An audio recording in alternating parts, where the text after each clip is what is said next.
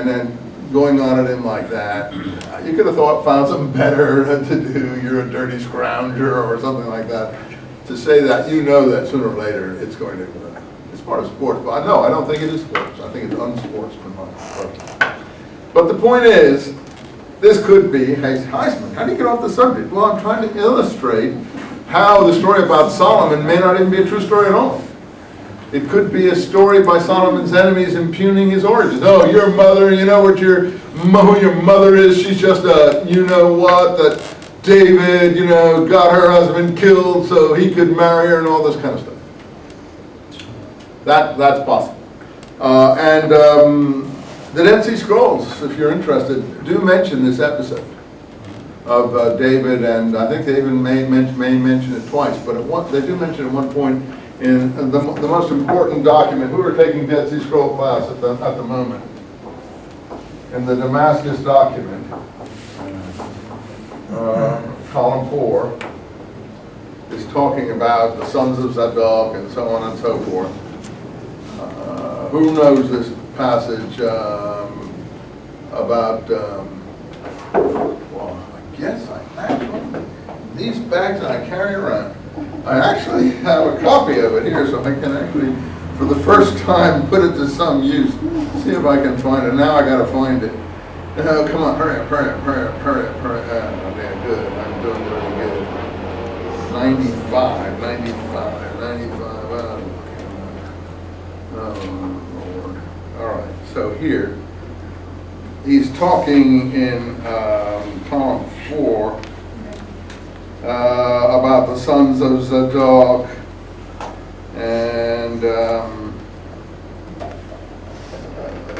how they are something to do with, oh, here it is. The builders of the wall, Ezekiel 13:10. These are the people who build the wall and put, whitewash on it, and these are all esoteric allusions that are explained elsewhere in the document. Read my new book, it'll all be explained to you. Shall all be opened up to you. Followed after precept. Precept was the spouter, that's the lying spouter, who it is written, he shall surely spout, Micah 2:6, the opponent. Now here we are with the chorus of our musical accompaniment now. Close that window there, will you? God, aren't we lucky? Okay, so shall be caught in fornication twice by taking a second wife while the first is still alive. So that means polygamy is fornication according to this document. Whereas the principle of creation is male and female, Genesis 1:27, he created them. Also, those who went to the ark went in 2 by 2. So we're getting some pretty weak arguments here in favor of polygamy. The 2 by, so, oh, by the way, too, you should know that, here's a biblical passage. They went to the ark 2 by 2, but whatever it is, the document is against polygamy. I get the boos from the audience. Also, those who entered the ark went in 2 by 2. Concerning the prince, it is written, Deuteronomy 17:17, he shall not multiply wives unto himself. This is column 5.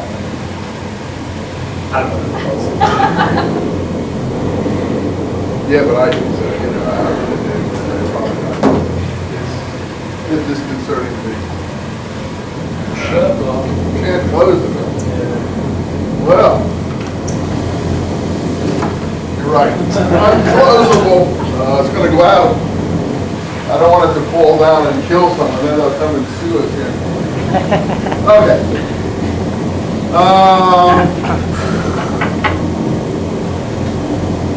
Sorry, I should have left it the way you had it. He shall not multiply wives unto himself. Now, but David, stopping the thought process here, did not read the sealed book of the law which was in the ark, for it was not open in Israel from the death of Eleazar and Joshua until the coming, or the standing up, or the coming of Zadok. I don't know what they mean by that, but they may mean Deuteronomy. that Deuteronomy was not found till later. What's that got to do with the coming of Zadok? I don't know. And see, here's an example where Vermesh uses the wrong thing, and the deeds of David rose up to him. It's not the deeds of David rose up to him. He doesn't want to use what it is, the works, it's works righteousness. And the works of David rose up to him. That's an example where a translator is purposefully spinning off the material so you won't see the connection with early Christian theory. And the works of David rose up to him, except for the murder of Uriah, and God left that to him. In other words, it's really...